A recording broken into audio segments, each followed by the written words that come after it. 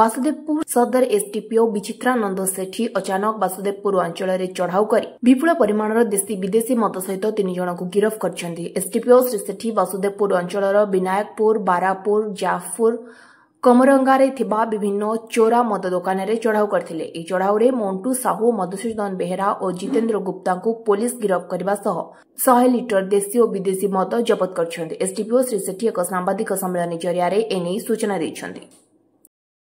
खबर पाइली जे आम वासुदेवपुर थाना under panchayat area municipality area रे चोरा देशी विदेशी मद बिक्री होची।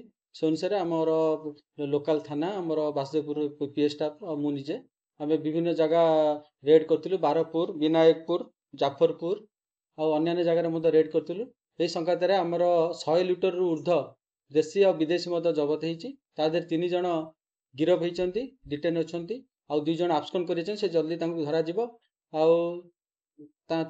विरुद्ध में 5टा आमर मकदमा रुजु होती।